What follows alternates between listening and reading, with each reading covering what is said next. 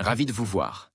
Je m'appelle Alain Duroy et vous êtes sur ma chaîne YouTube où je donne des conseils aux hommes pour diverses situations de la vie. Abonnez-vous pour rester toujours connecté. Et maintenant, je commence. Gérer une équipe n'est pas si difficile, mais comme toute entreprise, la gestion des ressources humaines requiert également les bonnes compétences. Aspect important, le principal défi de la gestion d'une équipe consiste à trouver un équilibre entre l'unité des objectifs communs, du personnel et l'individualité de chaque membre de l'équipe. Il faut veiller à ce que les intérêts personnels des employés ne soient pas compromis au détriment des buts et objectifs de l'ensemble de l'équipe. Tout employé qui n'est pas copropriétaire de l'organisation ne donnera jamais 100% de son potentiel. C'est pourquoi un contrôle systématique du processus de travail est nécessaire. Toutes les personnes sont différentes et chaque employé, y compris les subordonnes, a besoin d'une approche particulière. Il est impossible d'appliquer des modèles en matière de gestion. Il est nécessaire d'ajuster constamment les méthodes de direction, en tenant compte des particularités de la personnalité de chaque subordonne. Dans le processus de gestion d'équipe, il ne doit pas y avoir de sentiment d'inconfort de la part d'un subordonne. Le ressentiment à l'égard d'un subordonne.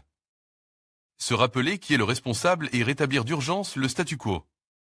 Le travail d'un manager consiste à se décharger du travail.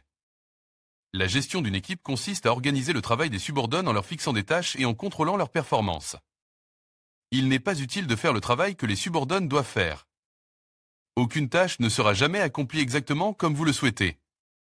C'est pourquoi il est si important de fixer très clairement les tâches à accomplir par les subordonnes. Aux yeux des tiers, les subordonnes doivent apparaître sous leur meilleur jour et se sentir protégés par le supérieur hiérarchique. Une plainte déposée par des clients, des collègues ou d'autres personnes à l'encontre d'un employé doit être traitée en premier lieu. Et ce n'est qu'ensuite que des mesures appropriées doivent être prises. Les commentaires sur le travail des employés doivent être faits en prive, si possible compte tenu de la nature spécifique du travail. Il n'est jamais bon de se dénoncer ou de s'expliquer auprès de ses subordonnes. La meilleure façon de sortir d'une telle situation est de contre-attaquer sur ses lacunes dans le travail. Ce n'est pas une bonne idée d'être gentil avec ses subordonnes.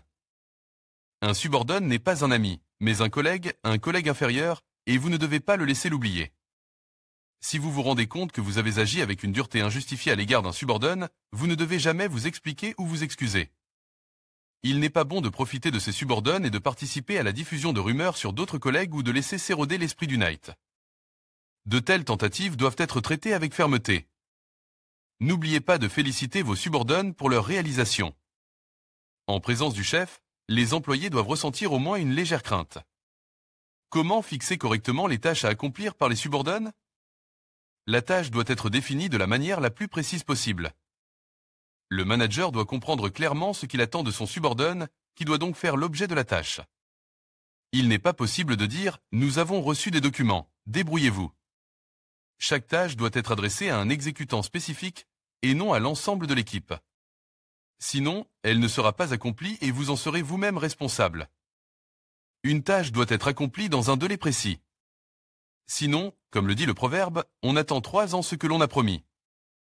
Il est important de fixer une date à laquelle le subordonne doit rendre compte de l'accomplissement de la tâche.